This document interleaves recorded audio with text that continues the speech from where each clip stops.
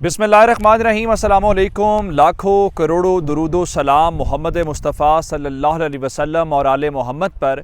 मैं हूँ उमर दराज गोंदल और आप मेरा यूट्यूब चैनल देख रहे हैं। नाज़रीन, यूक्रेन और रूस की जंग को 72 घंटे से अब ज़ायद का वक्त होने वाला है, लेकिन अब जो ये जंग चौथे दिन के अंदर दाखिल होती हुई हमें नज़र आ रही है, उसके अंदर जो अगर मैं आपको कहूँ तो जो सबसे बड़ा नुकसान रशियन मिलिट्री का हुआ है वो आज के दिन हुआ है। अब आप कहेंगे किस तरीके से? इससे पहले भी तो हमने देखा कि उनका तैयारा मार गिराया और इसके अलावा उनके टैंक्स तबाह किए गए, उनके हेलीकॉप्टर्स तबाह किए गए, उनके इलाके में भी यूक्रेन वालों ने कार्रवाई की। लेकिन आज ये मैं क्या बात कर रहा हूँ कि इस पिछले चंद घंटों के अंदर जो सबसे बड़ा नुकसान है वो किस तरीके से हुआ है। सबसे इंपॉर्टेंट आपकी कमांड होती है, आपकी लीडरशिप होती है, आपके वो लोग जो पूरी जंग को लीड कर रहे होते हैं। तो अब तक उन्होंने उस शख्स को उड़ा दिया है जो पूरी के पूरे टैंक्स के साथ उनके दारुल हुकूमत के ऊपर हमलावर था।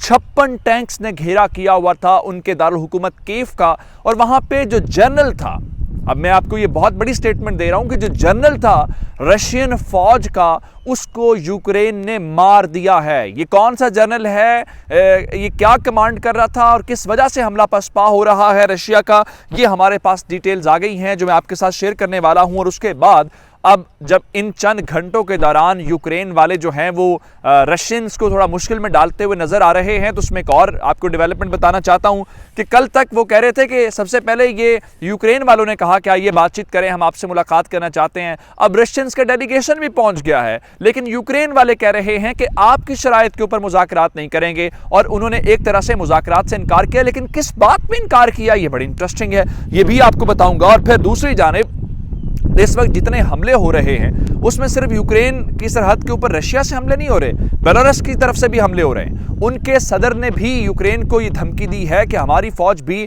तुम्हारे ऊपर अटैक कर सकती है, उसकी क्या वजह है, और फिर इस सारी सूरत हाल के दौरान रशिया का क्या क्लेम है, उन्होंने अब तक कितना नुकसान पहुंचाया यूक्रेन को, ये भी आपको बताऊंगा।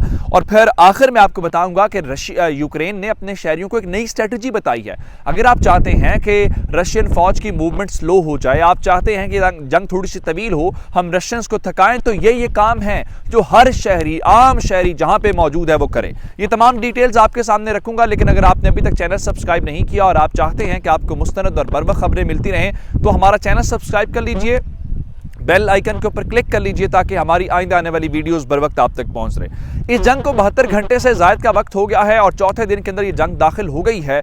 इस जंग के मुतालिक मैंने आपको पिछली वीडियो के अंदर भी ये बात की थी कि 2 दिन की असेसमेंट थी, और यूक्रेन के आला हुकाम कह रहे हैं कि हम ये समझते हैं कि दुनिया को तवक्को नहीं थी कि हम इस कदर मज़ाहमत करेंगे या हम रशियंस को इस हद तक रोक लेंगे। शायद ये बैनुल-अक़वामी दुनिया भी इस बारे में नहीं समझ रही थी। लेकिन इस सब के बीचों बीच जो ओवरऑल अभी तक रशिया के अगर लॉस की आप बात करेंगे तो बहुत जो भारी नुकसान है वो पहुंचता हुआ दिखाई दे रहा है। अब आप कहेंगे कि वो किस तरीके से? अब तक जो यूक्रेन की आज डिफेंस मिनिस्ट्री ने अब से थोड़ी देर पहले हमें बताया है कि उन्होंने रशिया को नुकसान क्या पहुंचाया है, तो उनके मुताबिक इस पूरी वॉर के दौरान उन्होंने अब तक उनके 4300 फौजी यानी 4500 के करीब जो रशियंस के फौजी हैं वो मार गिराए हैं, और ये एक बहुत बड़ा लॉस है। और 4300 इज अ लार्ज नंबर। अगर ये वाकई दुरुस्त बात है, 146 टैंक्स तबाह करने की वो बात कर रहे हैं कि हमने 146 टैंक्स जो हैं वो तबाह कर दिए हैं, 27 तैयारे तबाह करने की बात कर रहे हैं, 26 हेलीकॉप्टर जो है वो रशिया के वो कह रहे हैं जी हमने इस वक्त तबाह किए। लेकिन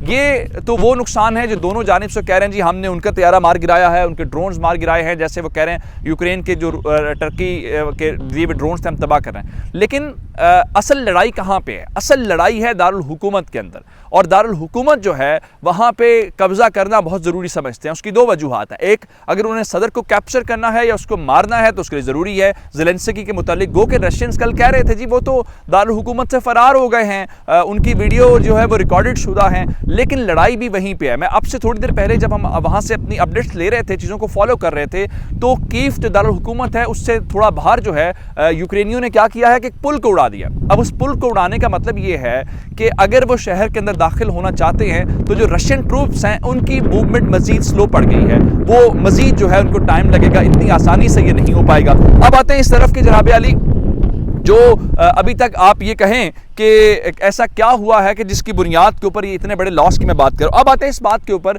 जो चेचन्स हैं वो इस जंग के अंदर बड़ा रोल प्ले कर रहे हैं। कल आपने देखा कि जो एक चेचन रहनुमा थे वो कह रहे थे जी हम भी यूक्रेन के अंदर अपनी फोर्सेस हमने डिप्लॉय कर दी हैं और हम रशियंस के साथ मिलकर जो है इस जंग को आगे लेके चलेंगे। लेकिन इस सब के दौरान जो एक चेचन जनरल है वो बताया गया है कि 141st मोटराइज जो रेजिमेंट है उसको लीड कर रहे थे और 56 के करीब उनके पास टैंक्स थे, और ये जो टैंक्स हैं ये चढ़ाई कर रहे थे यूक्रेन के दारुल हुकूमत कीव के ऊपर। और यहाँ से उनका ख्याल ये था कि वो चढ़ाई करते हुए क्या करेंगे कि टैंक्स के सामने तो ये टिक नहीं सकेंगे। तो हमारी इतलात ये हैं कि चेचन नेशनल गार्ड के यहाँ पे कमांडर थे जनरल मैगोम तुशाफ इनका नाम है। इनके मुतालिक बताया गया है कि न सिर्फ 56 टैंक्स को यूक्रेन ने तबाह कर दिया है बल्कि उसके साथ ये जो चेचन जनरल है उनको भी मारे जाने की इस वक्त उनकी जानिब से क्लेम आया है। मैंने आपको होस्टमल जो एयरफील्ड थी जो कीव के दरमियान मैंने आपको बताया था कि यहाँ पे रशियंस ने कब्जा किया है, और कल ये फौजी भी यहाँ पे उतार रहे थे जब इनके तैयारे को मार गिराया, जिसमें बताया गया कि 150 से ज़्यादा फौजी मौजूद हो सकते हैं। आज वहीं पे उसके करीब से ये सारी की सारी मूवमेंट कर रहे थे जिस दौरान इनके जर्नैल को मारा गया। अब आगे चलते हैं, और जो यूक्रेन वाले हैं उन्होंने सबसे पहले कहा था कि आप आएँ बातचीत करें, बातचीत से इस मसले का हल निकालते हैं। जिसके बाद हुआ क्या कि रशियंस ने कहा बिल्कुल ठीक है, और उसके बाद रशियंस ने क्लेम किया कि यूक्रेन की जानिब से खामोशी छा गई है। उनका खामोशी नहीं छाई, वो रशियंस ये चाहते हैं कि जो बेलारूस के दारुल हुकूमत मिन्स्क है वहाँ पे बातचीत की जाए। लेकिन जो यूक्रेन वाले हैं उन्होंने कहा कि नहीं, यूँ करते हैं कि आप इस तरह करें कि वार्सा जो है पोलैंड का दारुल हुकूमत वहाँ पे बात कर लेते हैं। अब रशियंस बहुत जल्दी में लग रहे हैं, वही रशियंस जो पहले कह रहे थे कि हमारा मिलिट्री ऑपरेशन कोई बातचीत नहीं करेंगे, मिलिट्री ऑपरेशन रिज्यूम कर दिया है। उनका डेलीगेशन भी मिन्स्क में पहुंच गया है। अभी तक उन्होंने ये कंफर्म नहीं किया था कि हमने बातचीत यहीं पे करनी है, उसके बावजूद यहाँ पे डेलीगेशन पहुंच गया है। और मिन्स्क में जो वफ्द पहुंचा है यूक्रेनियों ने उनसे बात करने से इनकार कर दिया है। वो कह रहे हैं कि हम मुज़ाकरात इनसे नहीं करेंगे। क्या वजह है? वो कहते हैं कि आपके हज़ारों की तादाद में जो फौजी हैं वो इस वक्त मौजूद हैं बेलारूस के अंदर। आज जो बेलारूस के प्रेसिडेंट हैं उन्होंने ये कहा है कि उनके जो शहरी हैं, और उसके अलावा मैं आपको थोड़ी देर पहले जो यूक्रेन के वज़ीर ख़ारजा ने एक और ख़बर दी है, उन्होंने बताया कि आज जो जहाज़ जिसने टेक ऑफ किया वहाँ से बेलारूस से, उसने मिसाइल हमला करने की कोशिश की यूक्रेन के ऊपर। हमने बेलारूस से होने वाले उस मिसाइल हमले को नाकाम बना दिया है। यही वो क्लेम है। वो कह रहे हैं कि वहाँ से मिसाइल हमले हो रहे हैं, इसलिए जिस मुल्क से हमारे ऊपर कार्रवाई हो रही है हम वहाँ पे बात नहीं कर सकते, किसी ऐसी जगह पे जो गैर जानिबदार मुल्क हो वहाँ पे बात हो सकती है। लेकिन इस सब के बीचों बीच एक और जो इंपॉर्टेंट बात है, जो बेलारूस के सदर हैं वो बहुत बड़े इत्तेहादी हैं पुतिन के, मशकें भी साथ होती रहीं, फौजों को भी वहाँ पे जो है किया गया। लेकिन बेलारूस ने जंग शुरू होते हुए कहा था कि हमारी फौज इस हमले के अंदर इन्वॉल्व नहीं है, यानी रशियन ट्रूप्स यहाँ से ज़रूर जा रहे हैं, मिलिट्री ऑपरेशन कर रहे हैं क्योंकि हमारा उनके साथ एग्रीमेंट हुआ हुआ है। लेकिन अगर आप ये समझते हैं कि हमारी